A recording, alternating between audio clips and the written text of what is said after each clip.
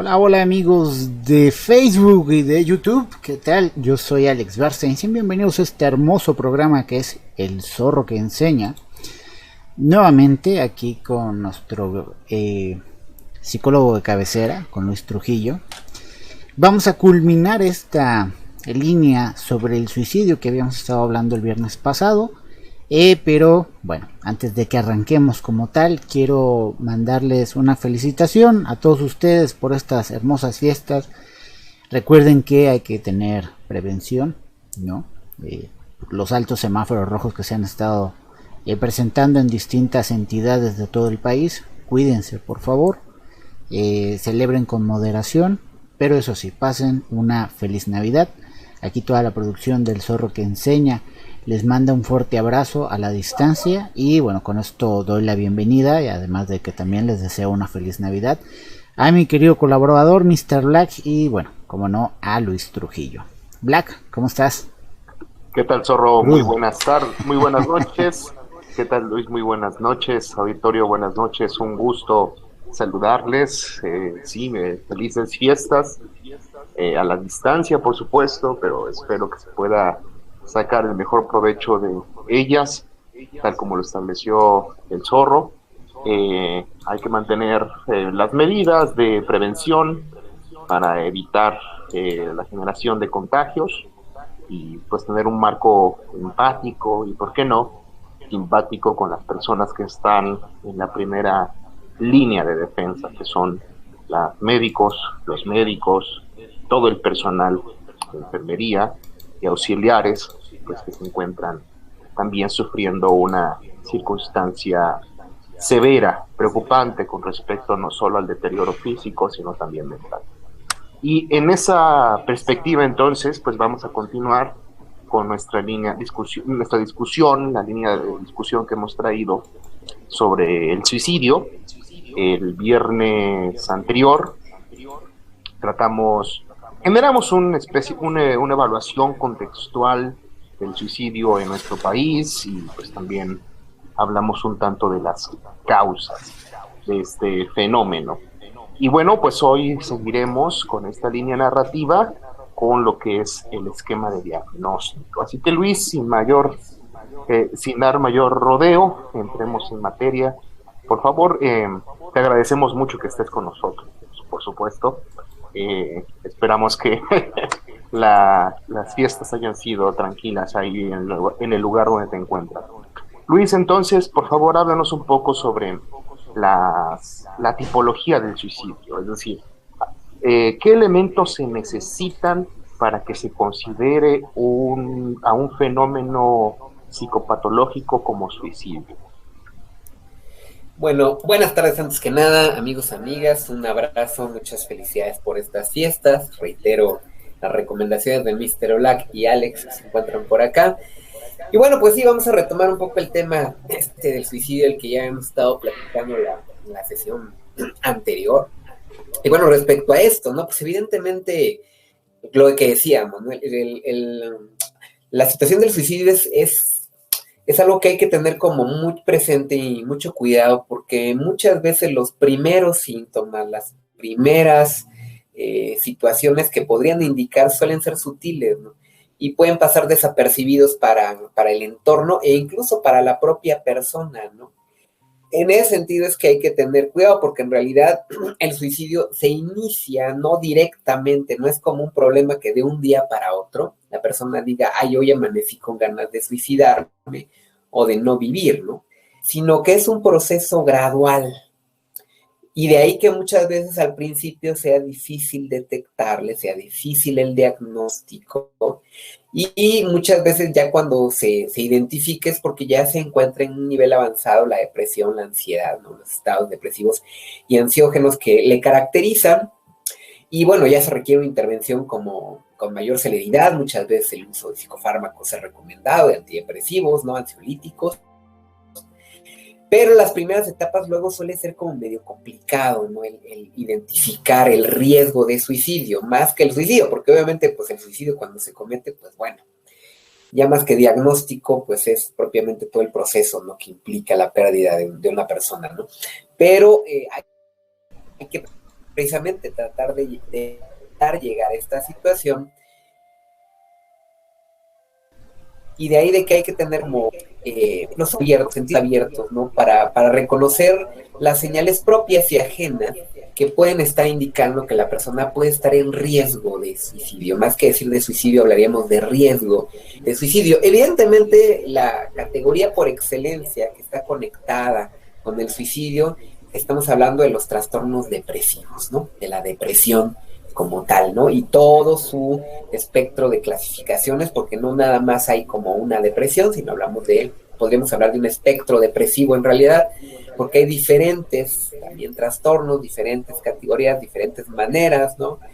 No solamente el más conocido, que es el trastorno depresivo mayor, que efectivamente es el que más vemos, desafortunadamente es más común en cuanto a presencia, en cuanto a cantidad, digamos, de personas que lo presentan, pero no es ni con mucho la única, ¿no? de los problemas depresivos que caracterizan, ¿no? Entonces, ¿qué es lo que entendemos por depresión? Aquí es importante, ¿no?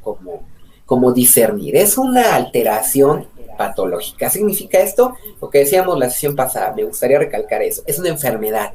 No es una situación que la persona quiera, que esté fingiendo, que se esté haciendo, que se resuelva con voluntad o con un échale ganas, ¿no? Es una alteración patológica, y cuando hablamos de patología estamos hablando de una enfermedad como cualquier otra. En este caso, esta patología lo que afecta es el estado de ánimo de quien la padece, y lo más notorio es un descenso del humor y que predominan síntomas afectivos, ¿no? Muchas veces puede haber una sensación de dolor profundo, de culpa, de soledad, de tristeza, de decaimiento, irritabilidad, desesperanza, una sensación de malestar subjetiva, impotencia frente a las exigencias de la vida. Pueden presentarse combinados muchas veces estos síntomas, ¿no?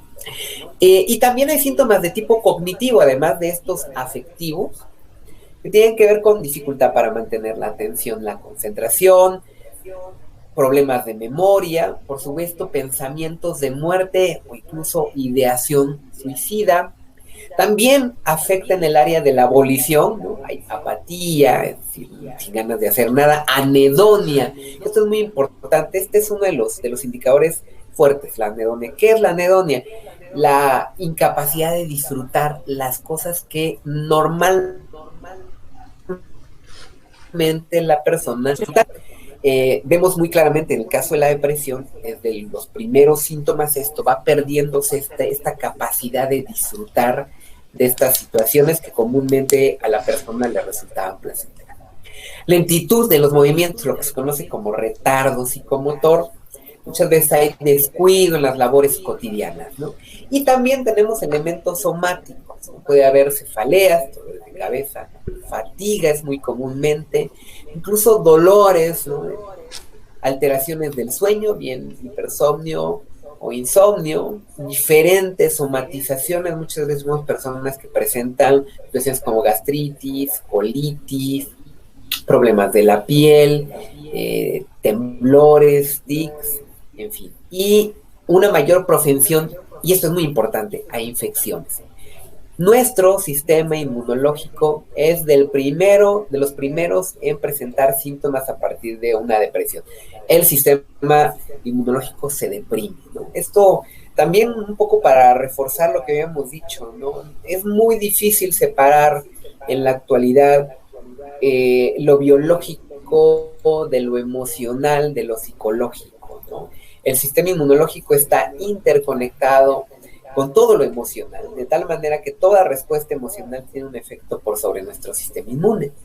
En el caso de la depresión tiende a generar una respuesta deprimida, se deprime el sistema inmunológico. Esto, en una situación como la que estamos viviendo, también es muy grave, ¿no? Digo, por si luego de pronto pareciera, es que no es tan importante, ¿no? De pronto escucho a gente que decir, casi eso no es lo importante ahora. Si ahora tenemos un problema de salud mayor, ¿por qué le vamos a preocupar dedicar tiempo a algo como lo psicológico? Señoras, señores, pues es porque está interconectado, porque lo psicológico es biológico, y el ejemplo más claro es esto, ¿no? Hay una disciplina, la psiconeuroinmunoendocrinología, que precisamente se especializa en estudiar la interconexión entre cuerpo y aspectos emocionales psicológicos, ¿no? Y lo que está plenamente demostrado es que efectivamente en la depresión también se deprime el cuerpo, ¿no? Por lo que realmente lo que vemos con la depresión es que es una afectación global, total, de la vida integral de la persona quien la sufre.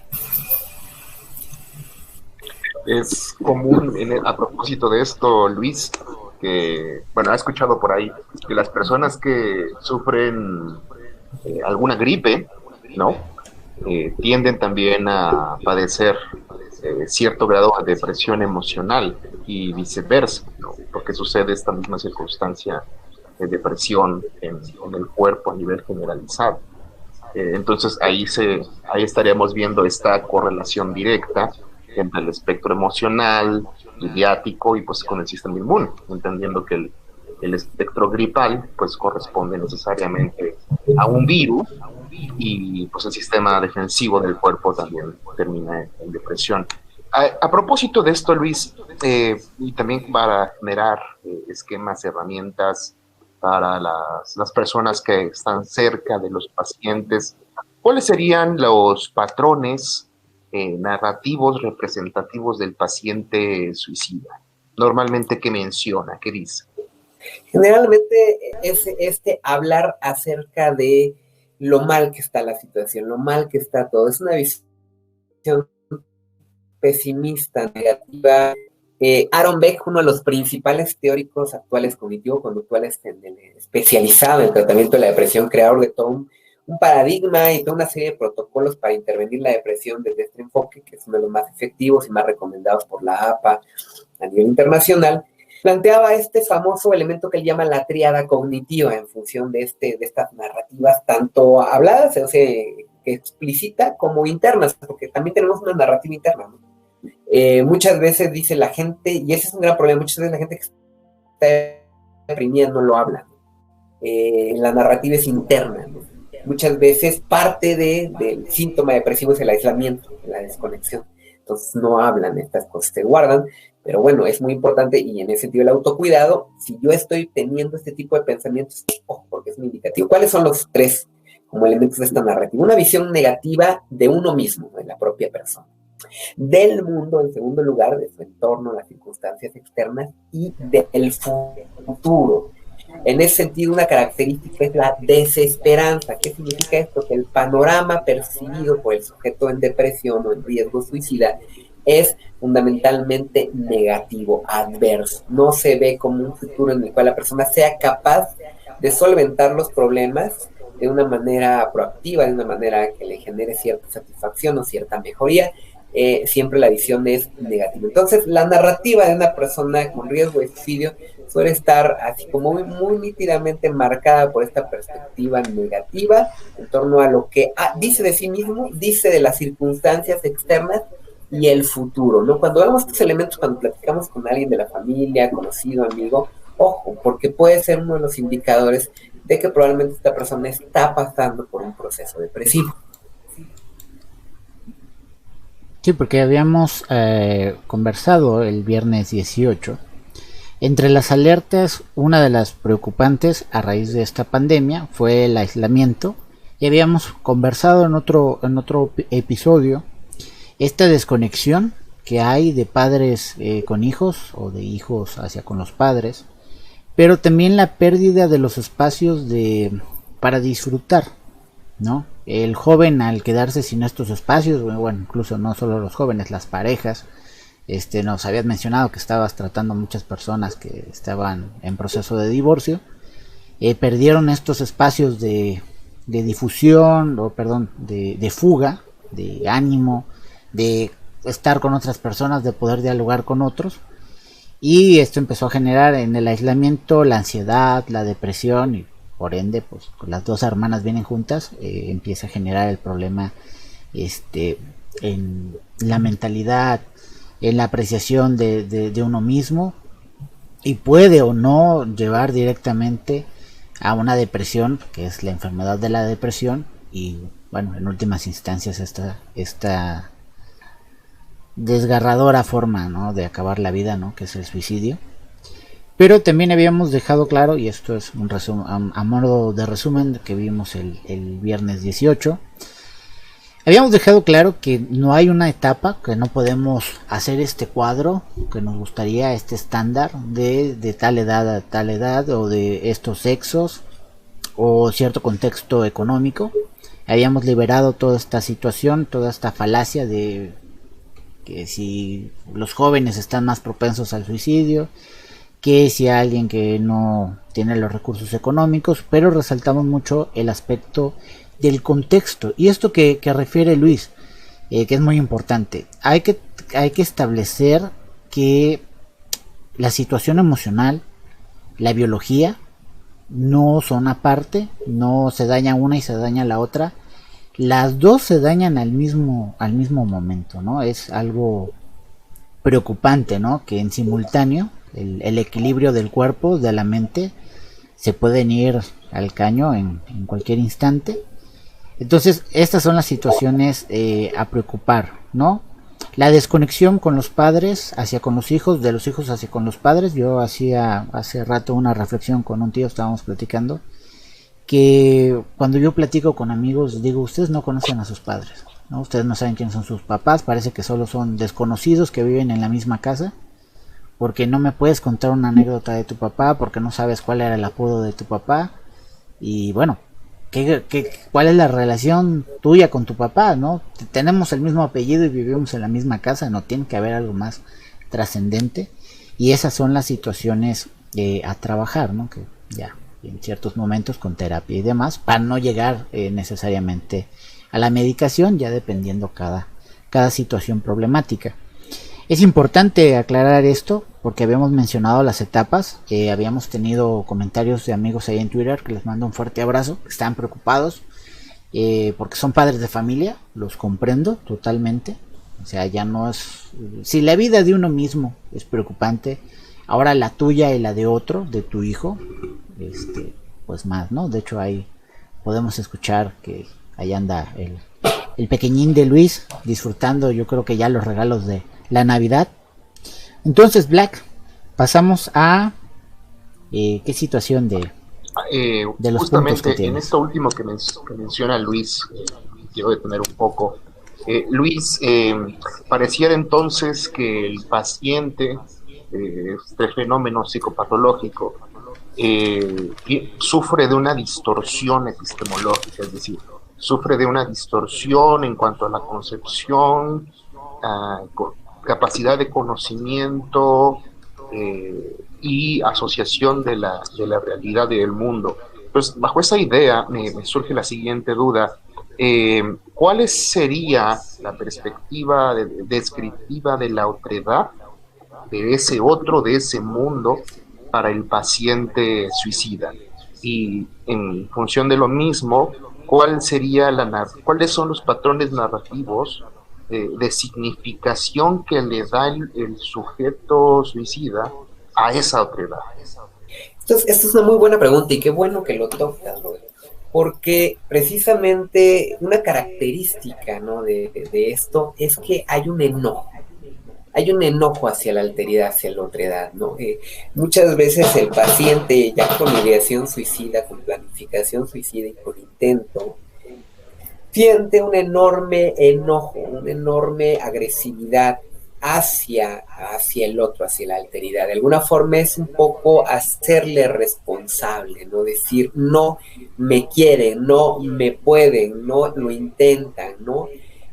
Una situación precisamente derivada de esta mala interpretación cognitiva, ¿no? Estos esquemas cognitivos que se distorsionan como resultado, como causa-consecuencia de la depresión, porque además tiene un proceso de bucle cíclico, ¿no? O sea, la interpretación tiende a hacer que la persona centre su atención en los aspectos negativos, y centrarse en aspectos negativos que destacan genera pues que aumente la sensación de depresión. Es un bucle, es un ciclo. Y como parte de este bucle, mucho de lo que hay también es una sensación de rabia, de enojo, en última instancia de agresividad, muchas veces de culpar al otro, a la otra por lo que ocurre, de hacerle responsable del malestar interno.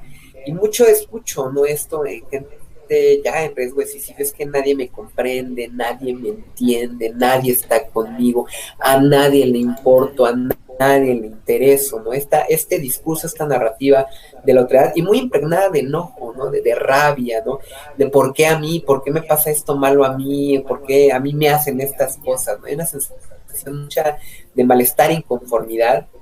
Y un poco lo que vemos es un mecanismo que se llama, y se le ha llamado la retroflexión, un poco es, me hago a mí mismo lo que no te puedo hacer a ti, en sentido, ¿no? Y es un poco esto, ¿no? Muchas veces hay toda una corriente, tanto psicodinámica como también dentro de la Gestalt, que plantea precisamente que el suicidio es como, podríamos decir, un asesinato fallido, ¿no? Es decir, como no puedo matar al otro, a la otra, ¿no? Aquellos que quisiera, me lo hago a mí mismo, me hago a mí mismo lo que en realidad quisiera hacerle a alguien más. Es un aspecto muy interesante, ¿no?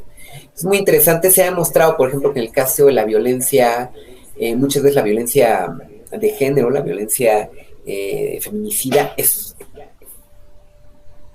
muy interesante ver que muchas veces en el estudio de casos, ¿no? Que estos hombres que cometen feminicidio muchas veces también han intentado suicidarse o tienen ideación suicida paralelamente. Esto es muy interesante, ¿no? Porque demuestra un poco este punto de cómo es una especie de mal manejo de la agresividad, del enojo, de la frustración, que no sabe hacia dónde canalizarse, ¿no?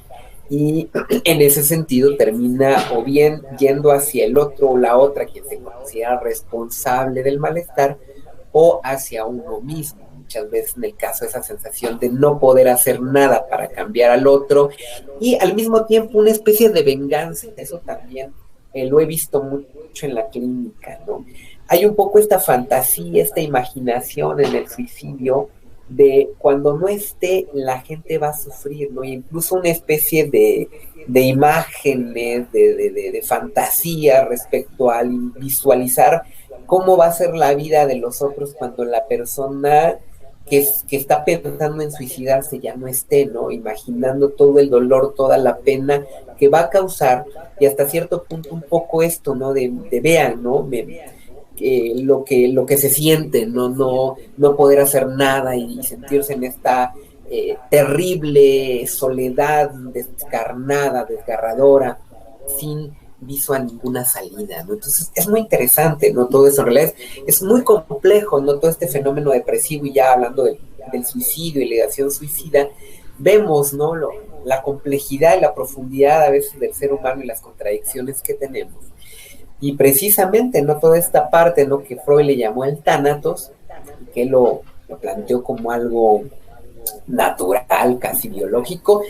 Hoy es como muy discutible este punto de vista, más bien, pues vemos, ¿no? Que no tiene nada de natural, que más bien es el resultado precisamente de esta patología, que es en este caso la depresión.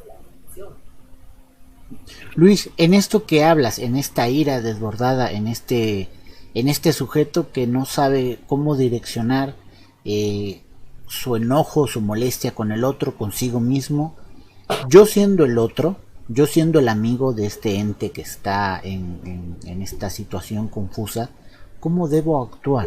Porque esa es la pregunta que refiere mucho en la juventud, cuando hay interacciones con el amigo que se siente mal, el amigo que todo lo ve negativo, el amigo que entre broma y broma pero en realidad está mal.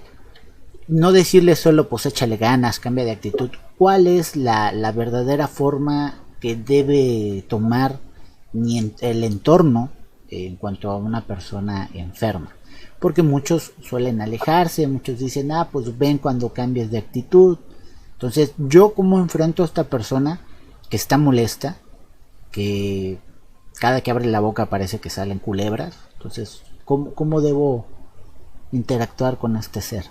Y lo que dices es importante, no hay que tratar de solventarlo con clichés, ¿no? Con estas típicas frases de ya va a pasar, échale ganas, todos tenemos malos momentos, no sé, cosas que de pronto nos llevan a este lugar común, ¿no? Que muchas veces se toma y que no hace sino agravar muchas veces la situación, porque la persona lo que siente es no me estás escuchando, ¿no?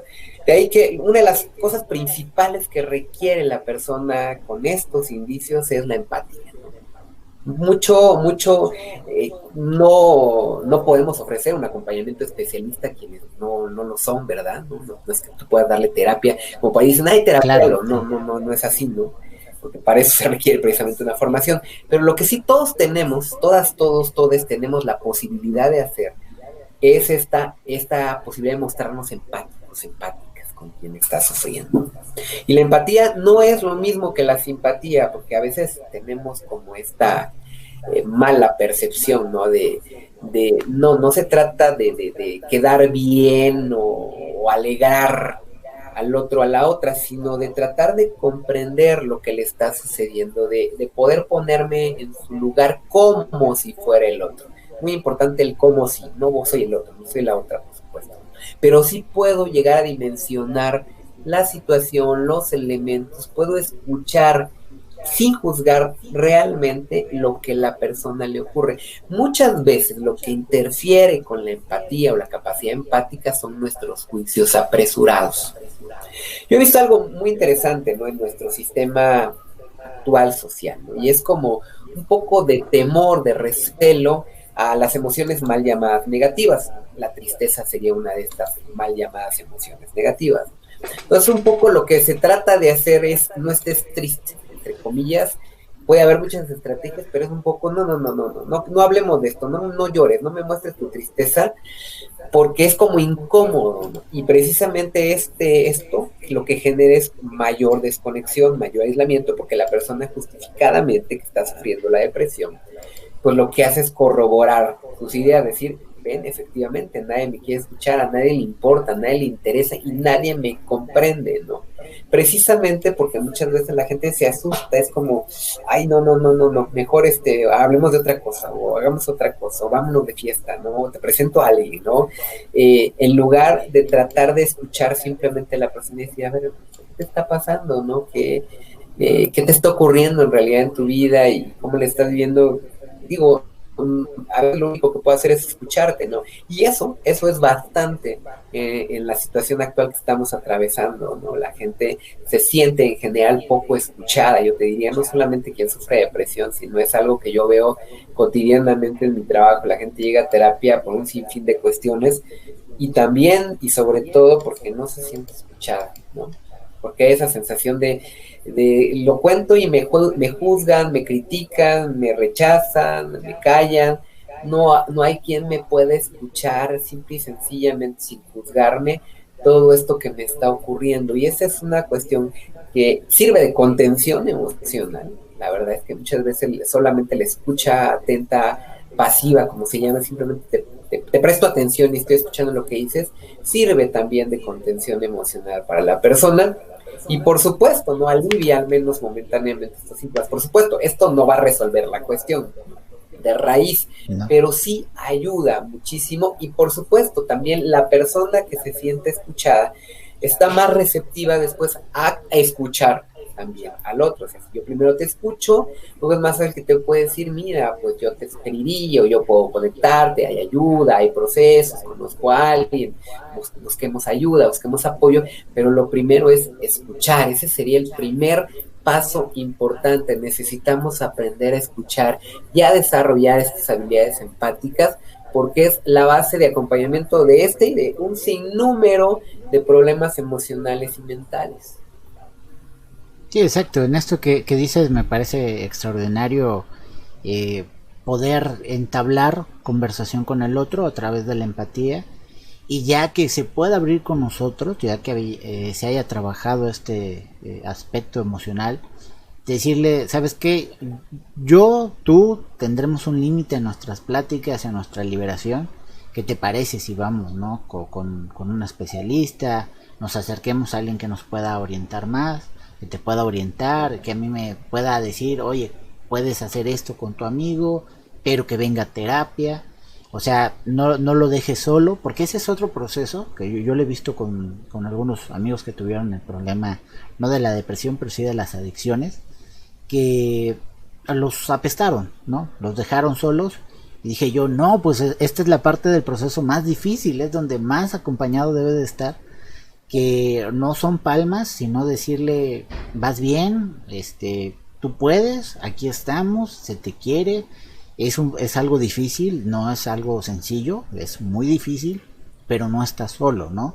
Y vale la pena que estés mejor en tu salud, en tu mente, en tu accionar, porque mira todas estas cosas maravillosas que te estás perdiendo por tener una aguja adentro, por estar agarrado de la botella, bueno, en fin, por estar haciendo otra cosa. Black, te escuchamos. Sí, fíjese que estaba ahora recordando en esta línea narrativa que estamos tratando, de dos casos que me gustaría plantear a Luis. La primera es que ha pasado que cuando una persona está exponiendo su sentir, y normalmente este sentir pues está afectado, la otra persona responde compartiendo también cierta circunstancia que le pone en el mismo nivel o lo que consideran el mismo nivel de dolor o malestar en esta perspectiva de querer ser tal vez empático. Pongo un ejemplo muy tal vez muy sencillo. Una persona que está en un luto porque ha perdido a un ser querido, tiene como respuesta de la autoridad el hecho, recuerdo ahora cuando yo perdí a alguien más.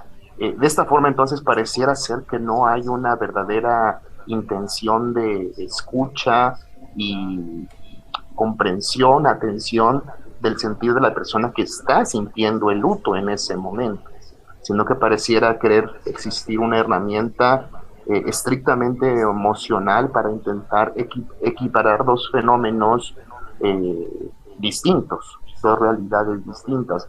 Entonces, ante esta idea de querer responder con un acontecimiento aparentemente emocional para generar empatía, ¿podríamos considerar que este tipo de acercamiento es adecuado para un sujeto que experimenta una circunstancia depresiva, Luis?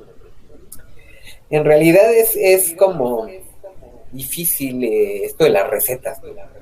Yo te diría, en el quehacer clínico, para quien es terapeuta, una parte, una herramienta dentro de lo que trabajo propiamente de la construcción de la empatía o del vínculo terapéutico, el vínculo empático, que es la base de lo que se va a desarrollar todo después, se utiliza lo que se conoce como la autorrevelación, que es un poco lo que tú estás diciendo, lo que estás mencionando, ¿no? Yo te comparto una circunstancia mía como para generar, date cuenta, sí estoy comprendiendo y sí puedo comprender porque a mí también me ha pasado, he vivido algo similar, ¿no?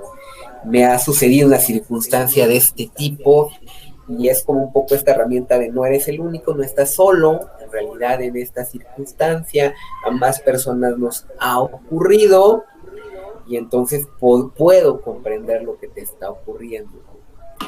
Sin embargo, es que hay que tener reservas, no es como, es algo que digamos, alguien que ya se especializa en este asunto, vamos, está bien, se puede. Digo, hay como todo un proceso ahí de cuándo sí, cuándo no, hay todo un entrenamiento para llegar a esto, pero, digamos, para alguien lego, no es tan recomendable. ¿Por qué? Porque un poco entonces pareciera que lo que termina siendo es casi vamos a comparar, ¿no? Y es esto del dolorómetro, yo le llamo. O sea, a ver quién le hace este asunto, ¿no? Y es una tontería porque el hecho de que para una persona una circunstancia sea dolorosa y para otra no tanto, no se puede convertir en un criterio de juicio, como para decir lo que tú estás pasando está más fácil y lo mío estaba más difícil o viceversa. Precisamente porque lo que genera es lo opuesto a la empatía, ¿no? Lo que estás generando ahí nuevamente es un juicio que lo que le dice al otro a la otra es, ay, ni te estés quejando tanto, mira a los demás cómo sufren, ¿no? Y que esto en realidad no sirve de nada, no sirve de nada. Por eso digo, hablando, digamos, un poco como consejos para alguien que no está dentro del campo clínico, pues mejor tratar de no hacer este tipo, ¿no? Sino más bien esta otra intervención de tratar de escuchar, tratar de comprender sin juzgar, tratar de estar ahí y acompañar. ¿Qué sí sirve? Y esto es muy importante. ¿Qué sí sirve de mis experiencias dolorosas en la vida? El material es útil en el sentido empático, más que decirle al otro, mira, a mí también me dejaron, a mí también me partieron el corazón, a mí también se me murió un ser querido, yo también estuve enfermo, yo también me quedé sin trabajo, qué sé yo. Es un poco esta sensación de, bueno, yo viví estas circunstancias y cómo me sentía en el momento de estas pérdidas. Y de alguna forma eso ayuda a comprender lo que le está pasando. ¿No? O sea, en el esquema de somos de la misma especie y nuestro bagaje emocional es el mismo, hay una biología de las emociones que compartimos, entonces puedo comprender ese dolor de las pérdidas, no en el afán de comparar, ¿no? Sino en el afán de precisamente esta situación empática de soy capaz de ubicar lo que te está ocurriendo. Claro, nunca va a ser igual, pero hay una premisa básica, pertenecemos a la misma especie, nuestras emociones se parecen, entonces sí puedo llegar a esa comprensión de lo que te está ocurriendo, que yo te diga y te cuente toda mi vida en ese momento, porque además también pues, se supone que estoy para escuchar, ¿no? Para que me escuches, ¿no? Entonces, ahí hay que tener también cuidado respecto a esto, ¿no? O sea, se supone que estás en tratando de darle al otro la escucha, no de que te termine escuchando a ti tus problemas, ¿no? Si tal es la cuestión, pues entonces mejor tú primero busca terapia antes de querer acompañar a alguien más, ¿no? Entonces, por ahí la recomendación, no sé si queda claro. Sí, claro, Liz. Otro caso que he tenido la oportunidad de observar va enfocado un poco hacia esta noción de que pues obviamente una persona que está sufriendo una circunstancia depresiva, principalmente, incluso ya con un espectro de ideación suicida, pues expone necesariamente una configuración del mundo, una descripción del mundo, pues bastante tal vez pesimista, ¿no? Vamos a plantearlo en esta reducción muy simple. Entonces pareciera ser que la otra persona que escucha esta descripción pesimista, si no se ve en esta diatriba de que si no se contrapone directamente a esta descripción pesimista, está justificando, apoyando, aplaudiendo a esta descripción pesimista. Entonces, tal vez podría sentir cierta necesidad o intencionalidad de contraponerse para decir que no está de acuerdo con esa descripción. ¿Es correcta esta aproximación en un acompañamiento directo a un paciente con potencial suicida? En realidad no, sobre todo si quien lo está haciendo, insisto, es una persona lego, una persona que está nada más como queriendo apoyar con buena intención, pero bueno, también es bueno saber esto, ¿no?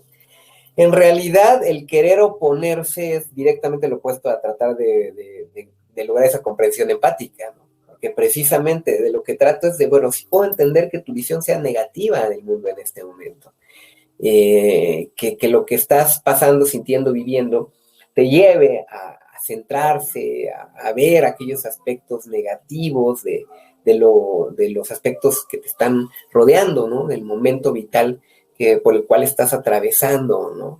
Muchas veces el querer como contraargumentar lo que termina generando es que el otro diga, no me entiendes, no me estás entendiendo, ¿no? Porque pues tú lo que me estás diciendo es que no debo de pensar así, que está mal mi pensamiento. Sí, claro que sí, ¿no? Es una distorsión cognitiva.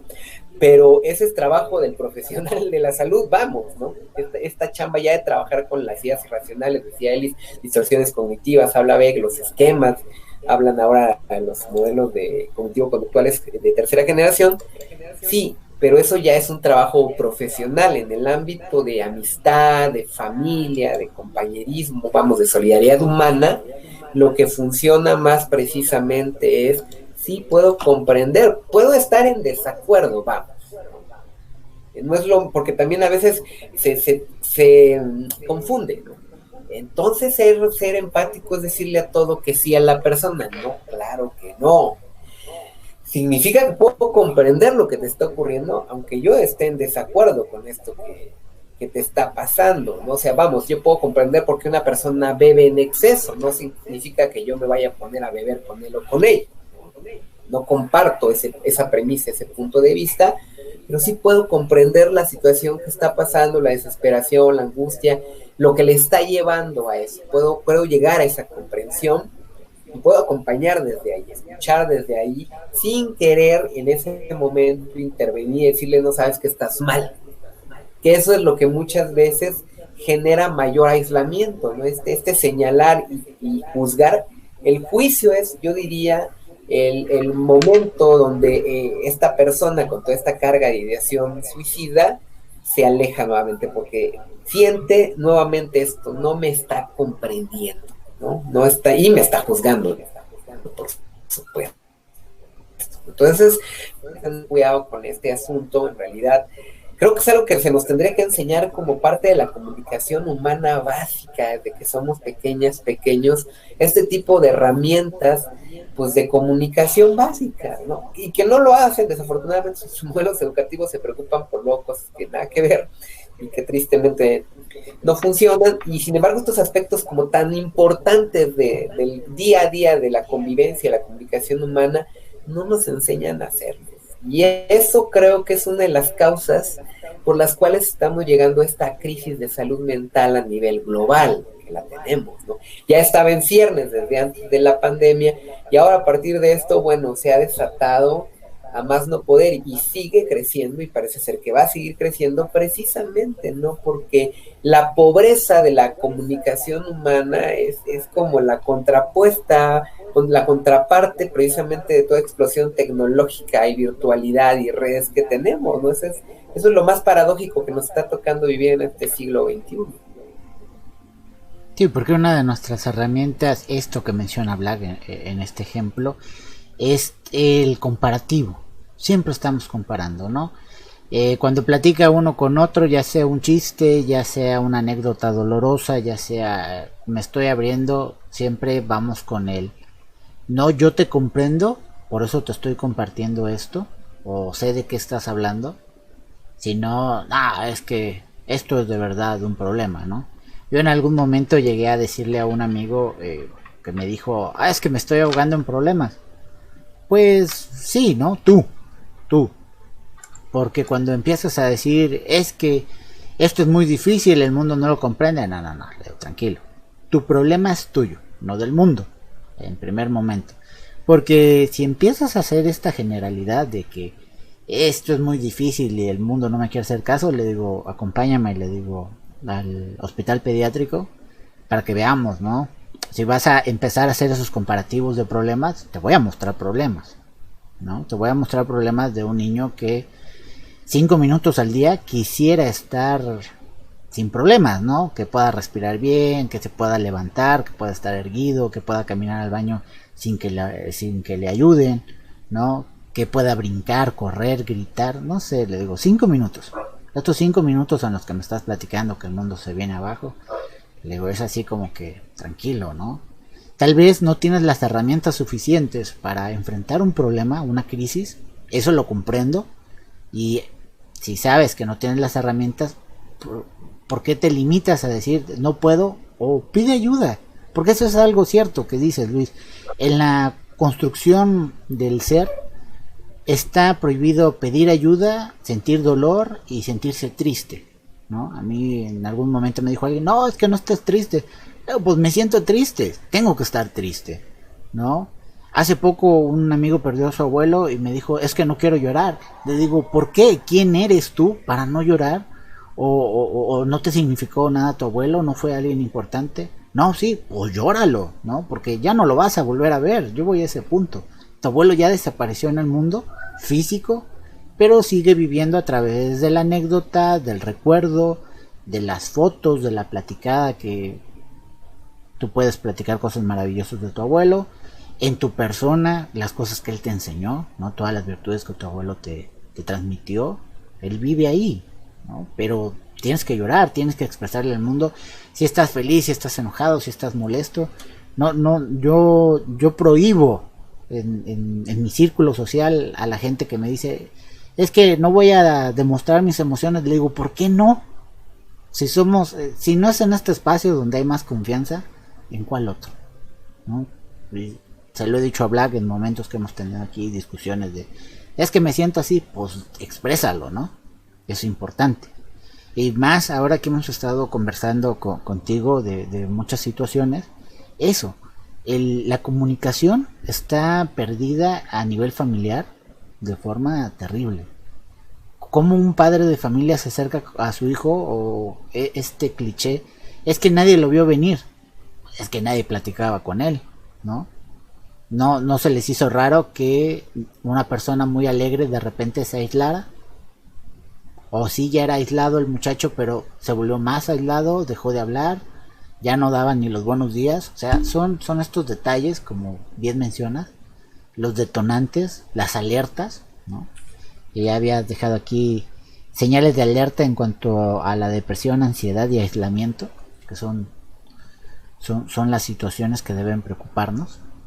Pero bueno, vamos con ya las líneas de mitigación, Black, porque si no nos va a ganar el tiempo. Previo, hay un punto más que sería bueno plantear, sobre todo porque hemos estado conversando como seres mortales, no capacitados para la terapia, pero que observamos esta otra edad con cierto patrón depresivo, tendencia suicida, ¿cuáles serían también los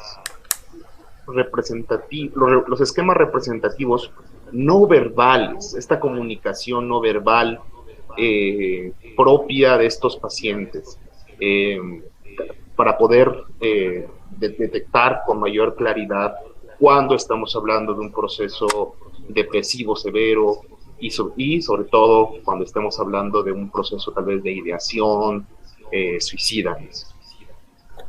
Sí, pues en realidad es muy interesante, ¿no? Porque realmente la comunicación humana en realidad, y esa es una de las cuestiones por la cual la virtualidad la limita, digamos que hay mucho más contenido y riqueza en lo corporal, lo paralingüístico, que en las palabras, ¿no? O sea, no es tanto lo que dices, sino el cómo lo dices, lo que transmite la carga de mensajes importantes, ¿no? Y abrazo. Lo que transmite en realidad el sentido profundo, ¿no? O sea, aparentemente el discurso puede estar bien articulado, ¿no? Hay gente que tiene como mucha capacidad como de manipular lo que dice. Y entonces, si solamente atiendo al contenido lingüístico de sus comentarios, de sus narrativas, aparentemente todo está bien. Y precisamente es ahí donde hay que tener cuidado, porque en esta comunicación humana profunda, muchas veces lo que revela, digamos, lo que efectivamente ocurre internamente en la persona es más bien el cómo, el tono de voz, los gestos, la mirada, los movimientos, el volumen, el ritmo y toda esa continuidad, ¿no? de ese ir y venir narrativo es lo que en realidad permite, ¿no? que la persona te muestre realmente lo que está ocurriendo. Lo que vamos a encontrar dos circunstancias, ¿no? En el caso de la persona con ideación suicida, ya con un nivel severo de depresión, evidentemente la postura tiende a ser decaída, ¿no? Su cuerpo, su gesto, sus movimientos, todos ellos hablan de fatiga, de cansancio, de tedio, de aburrimiento, de dificultad incluso para activar a veces movimientos sencillos, de una baja de energía con respecto a lo que suele ser la norma, digamos, de la persona. En otros casos vamos a ver nada más bien una rigidez, ¿no? Es como ese sobreesfuerzo de mantener como una apariencia que sin embargo se nota forzada, como una pose, como una especie de máscara que la persona está haciendo un gran esfuerzo por mantenerla así en el mundo, aunque evidentemente se está desbaratando, ¿no? Vemos grietas, si observamos a la persona con claridad si prestamos la atención requerida, ¿no? Evidentemente esto es como que lo que vamos a ver, o bien hay una congruencia en el discurso que es triste y el gesto y la postura lo son, o bien vemos una incongruencia, el discurso aparentemente está bien, pero lo que vemos son que lo que comunica la postura, los gestos, son ¿no? una profunda tristeza, desesperanza o una tensión muy grande por el esfuerzo que se está realizando para aparentar que se está bien. Finalmente, Luis, porque entendemos que estamos tomando tu valioso tiempo, sobre todo considerando que son épocas festivas, y te agradecemos mucho de que nos compartas un poco de tu experiencia, de tu conocimiento. Finalmente también con el tema de prevención, ¿cuáles serían aquellos factores de riesgo que dentro del proceso clínico son comúnmente detectados en un paciente suicida? ¿Cuáles son aquellos elementos contextuales que acompañan normalmente al diagnóstico y que denotan mayor posibilidad de que dicha ideación lleve a que se culmine en una intención de suicidio? Yo lo resumiría en una frase: la falta de soporte del entorno inmediato, ¿no? La persona que tiene un entorno familiar o no inmediato, que tiene o que le brinda soporte, que le brinda esta comprensión, que le brinda este ver y acompañar desde la conciencia de que la depresión es una enfermedad y como tal se aborda, va a tener más ventajas en cuanto a contexto, ¿no? Porque el contexto precisamente está de alguna forma acuerpando el proceso clínico, el proceso terapéutico, y da muchas mejores opciones de solución. Me ha tocado acompañar pacientes en los dos casos, donde el entorno está como disponible, abierto para cuidar e incluso atento, ¿no? Gente que incluso la familia se acerca y pide sesión como para qué podemos hacer o cómo estamos, incluso para tratar de mejorar pautas de comunicación familiar y dar todo eso. Y claro, lo que veo que en esos casos hay una mejoría muy notoria en cuanto empieza a ver el proceso terapéutico, porque hay todo ese soporte, e incluso muchas veces se recomienda a las personas, ustedes también necesitan, vayan, busquen proceso por cuestiones puntuales que se dan cuenta que han afectado, que están incidiendo sobre la persona, en lo que se conoce como el paciente identificado, es decir, quien tiene la depresión, quien tiene la ideación suicida o el intento de suicidio, y otros casos, ¿no? Donde vemos que precisamente el entorno es incluso adverso, ¿no? Incluso no solamente está en la negación muchas veces de la enfermedad, sino en la negación de la necesidad de ayuda y en la negación de la validez, ¿no? ¿Cuántas veces he escuchado gente me dice que en mi caso me dicen que los psicólogos son para locos, ¿no? Que la terapia es para locos y que nadie la necesita y que me estoy haciendo tonto, tonta, con otras palabras, y que lo que necesito es hacer lo que me toca hacer y ya, ¿no? Entonces, en esos casos, muchas veces el entorno se vuelve el elemento adverso y es como un poco un doble trabajo clínico, ¿no?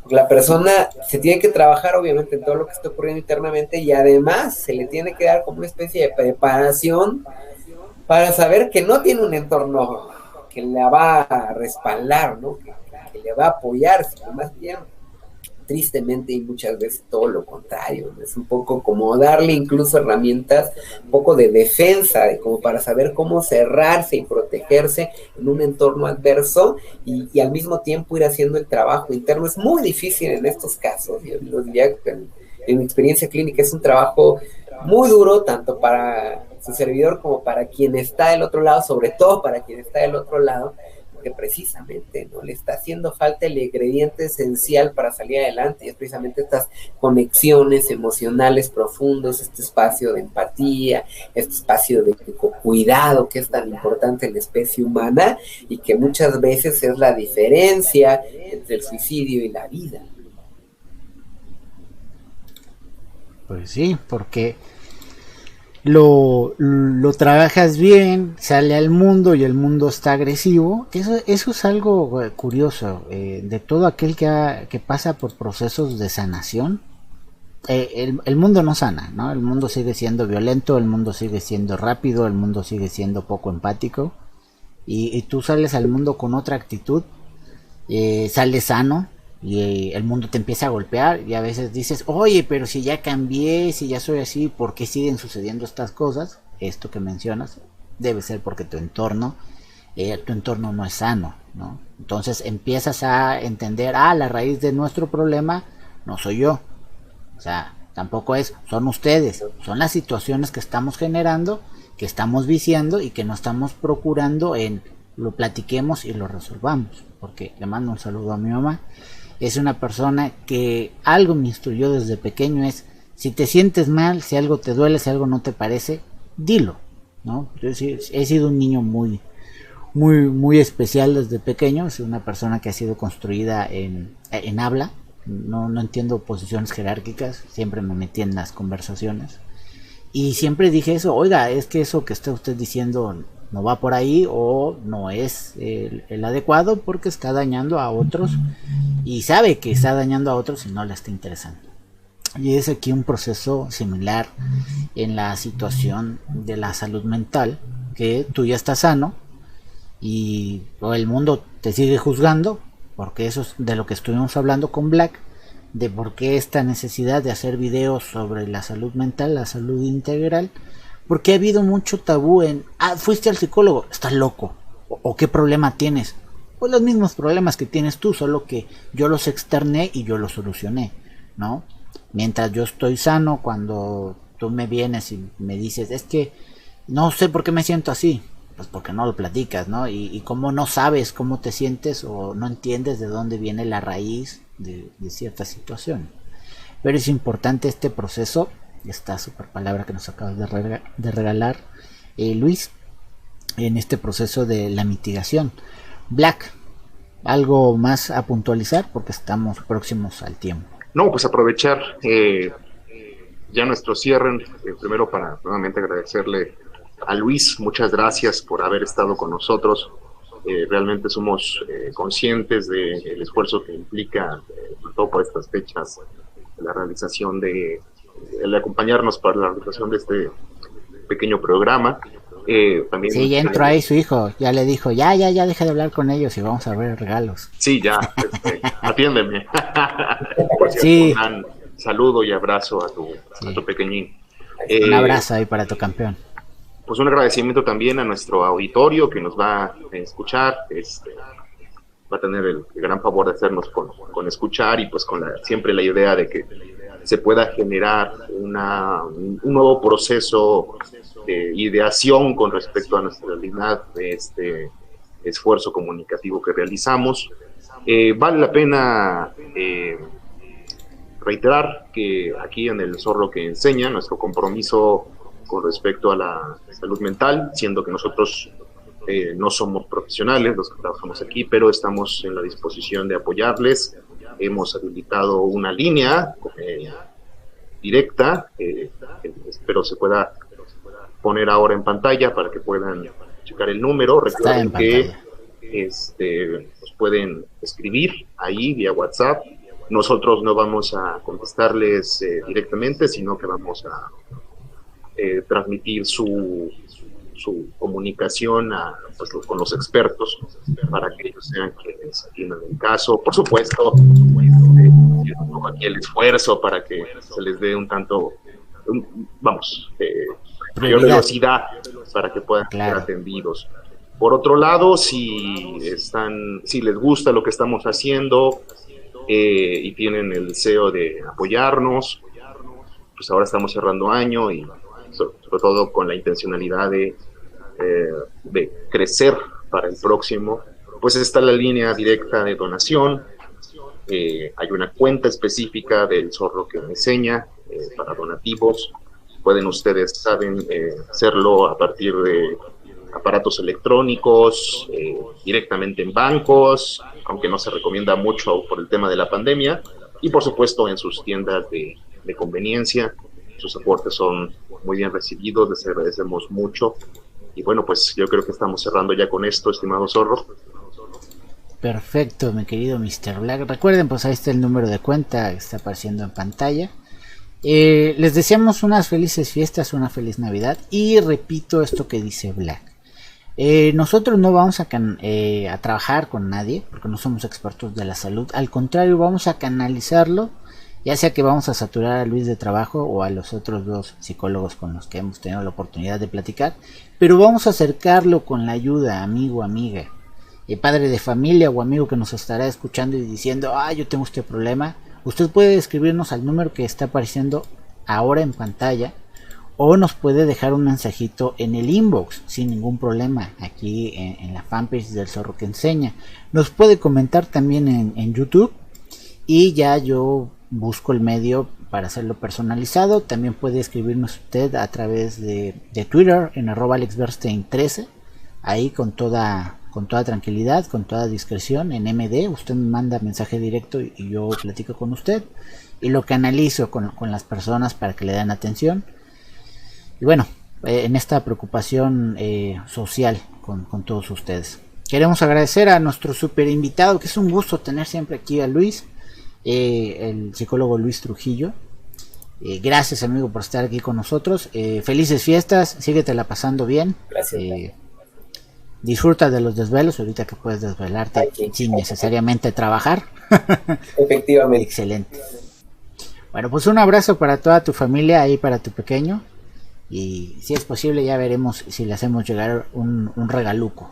Muchas gracias. Un abrazo. Estoy viendo quién me manufactura de estos zorros. Muchas felicidades, felices fiestas y bueno, pues ya saben, lo que se pueda, siempre estamos por allá. Claro, Luis, muchísimas gracias. Luis. Un abrazo a todo nuestro auditorio, pásensela genial. Mr. Black, pásate la bomba, hermano. Y bueno, gracias, ya me están haciendo caras de que quieren que ya vayamos a comer. Auditorio. Felices fiestas, cuídense mucho, excelente tarde y estamos al pendiente. Aquí su amigo Alex Bernstein, el Zorro. Esto fue el Zorro que Enseña. Gracias por vernos, estamos al pendiente siempre.